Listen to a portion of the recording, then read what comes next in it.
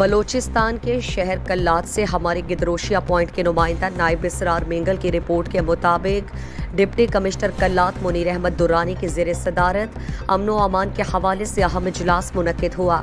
اجلاس میں اے D C Kalat Fida Baloch, A C Kalat Jahan Zeb Baloch, A C Mangochar Muhammad Hanif Noorzai, S H O Kalat levies رسالدار Jan Muhammad Lango, S H O Gazak رسالدار Haji Khan, head محرر نائب رسالدار Muhammad Umar, additional S H O Kalat levies نائب رسالدار عبدالکریم مینگل، نائب رسالدار عبداللہ، نائب رسالدار گل حسن، نائب رسالدار نعمت اللہ، رسالدار علی احمد مینگل، نائب رسالدار علی احمد، نائب رسالدار میر خان، نائب رسالدار محمد ابراہیم، دفعدار محمد وارث، ایم ٹی او محمد ابراہیم، wireless technician incharge Ghulam Mohi الدین نے شرکت کی۔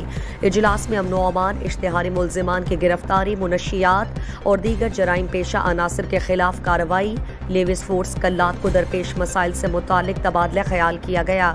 ڈپٹی کمشنر نے کہا کہ لیویز فورس ایک مثالی اور بہترین فورس ہے۔ امن و امان کو برقرار رکھنے میں لیویز فورس کا کردار نمایاں ہے۔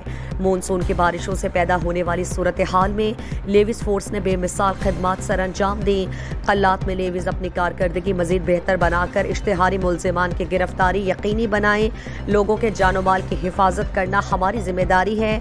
لیویز فورس نیشنل ہائی وے پر گشت کر کے مسافروں کو تحفظ فراہم کرے۔ لیویز فورس کلات کو درپیش مسائل کے حل کے لیے ہر ممکن کوشش کی جائے گی۔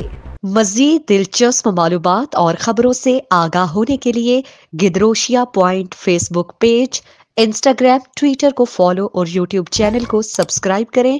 بیل آئیکن بٹن دبانا نہ بھولیں تاکہ مکران سمیت بلوچستان کی خبروں سے جڑے رہیں۔